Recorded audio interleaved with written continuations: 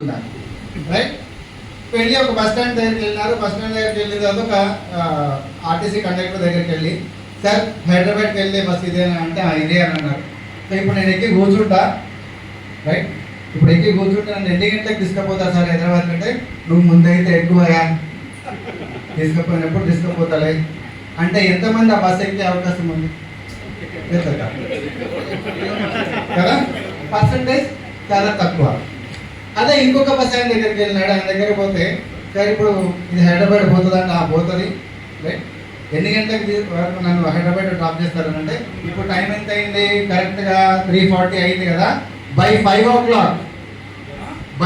o'clock మిమ్మల్ని హైదరాబాద్లో దింపుతా అన్నాడు అనుకోండి కదా. ఒక కాన్ఫిడెన్స్ ఎప్పుడు వస్తుంది, ఆయన చెప్పే మాట మీద ఉంటుంది. అట్లా ఎక్సైట్మెంట్ తోటి, కసితోటి మీరు ఎప్పుడైతే మాట్లాడతారో, ఎవరి దగ్గర మాట్లాడతారు ఈ మాట? ఎక్సైట్మెంట్ లేని వాళ్ళు ముంగట మాట్లాడతారు, అర్థం చేసుకోండి. ఇప్పుడు డైరెక్ట్ సెల్లింగ్ ఇండస్ట్రీ అంటే ఎంత భయంకరమైన ఇండస్ట్రీ అని అంటే, మీకు తెలిసిన విషయాన్ని ఒక అవసరం లేని, ఆ విషయం అవసరం లేని వ్యక్తి దగ్గరికి వెళ్ళి అతని మీరంటే కూడా ఇష్టం ఉండదు, రైట్, వాళ్ళలో ఎటువంటి ఎక్సైట్మెంట్ ఉండదు, వాళ్ళ దగ్గర చెప్పాలి మీరు. సో వాళ్ళ దగ్గరికి వెళ్ళి చెప్తున్నప్పుడు మీరు కూడా లోగా ఉండి, లో ఎనర్జీ లెవెల్స్ మాట్లాడారు అనుకోండి, వానికి ఏమి ఫరక్ పడదు, ఎంతోనే వచ్చిండు పోయిండబ్బా అని అనుకుంటారు. మనం రోడ్డు మీద పోతున్నాం అనుకోండి, అందరు హారం కొడుతుంటారు, మనం భయపడతామా? భయపడతాం. అదే ఒక టైం బమ్ అని అనుకోండి, ఎట్లుంటుంది, అయింది అనుకుంటాం. ఆ టైప్ ఆఫ్ ఎక్సైట్మెంట్ మీలో ఉండాలి. సో అప్పుడే లీడర్ అనే వ్యక్తి అంటే మీ క్వాలిటీ బయటపడుతుంది.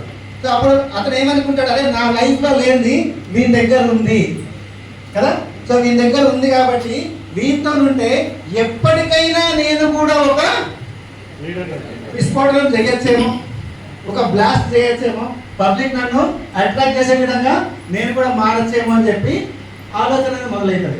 అది మొదలు కావాలంటే ముందు నాలో నేను రెడీగా ఉండాలి. దేనికి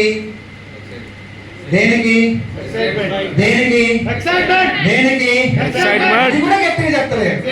ఎక్సైట్మెంట్, నేను ఎక్సైటెడ్ గా ఉండాలి, నేను ఛార్జ్ అయి ఉండాలి. ఇప్పుడే తిన్నాం కదా, తినిన తర్వాత అడుగుతున్నా. కొన్ని ఇందాక ఎక్కడిసారి అడుగుంటారన్నా, కొన్ని టిఫిన్ ఎప్పుడో చేసినాం సార్, 11 గంటలకు స్టార్ట్ చేసినాము, మొత్తం అరిగిపోయింది, ఎనర్జీ లేదు అనుకోవచ్చు. ఇప్పుడే తిన్నారు కదా, అయినా కానీ సార్ ఎనర్జీ లెవెల్స్ రాకపోతే ఎట్లా, రైట్?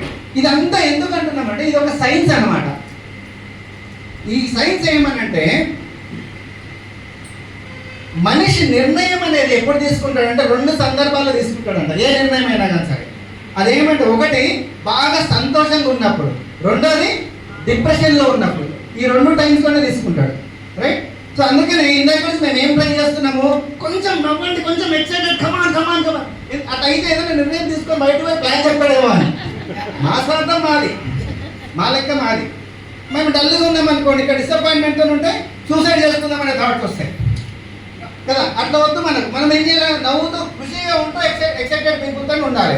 సో అందుకని ఈ బంచ్ ఆఫ్ పీపుల్ ఎట్లుండాలి అంటే, ఇట్లా కసి అంటే వాడిని చూడండి, అమ్మ వీరితో లేకపోతే నాకు బిజినెస్ మిస్ అవుతుందేమో, ఇందాక ఆయన చెప్పిన 2 కోట్లు పోలేమో నా పాకెట్లకి నుంచి అనే ఒక భయం రావాలి. సో ఆ కైండ్ ఆఫ్ ఎక్సైట్మెంట్ ఎప్పుడైతే మీ దగ్గర ఉంటుందో ఆటోమేటిక్గా ముందుకు వెళ్తాం అన్నట్టు. అవునా? రైట్. ప్రాబ్లం ఏంటంటే, ఇప్పుడే తిన్నాం కదా, అది డైజెస్ట్ అవుతుంది. ఏమవుతుంది, టఫెస్ట్ టాస్క్ తెలుసా. నాకున్న ప్రాబ్లం ఏంటంటే, ఎప్పుడు నా సెషన్ వచ్చినా కదా, ఇట్లాంటి సెషన్ ఎక్కువ మంది ఉన్నప్పుడు నాకు ఇస్తే ఎంజాయ్ చేస్తా కదా పబ్లిక్ తో అంటే, లేదు నువ్వు లేకపోతే అల్లు నిద్రపోతాను, ఒకసారి నువ్వు రావాల్సిందే అని నాకు ఇదే టఫెస్ట్ ఆలోచిస్తారు.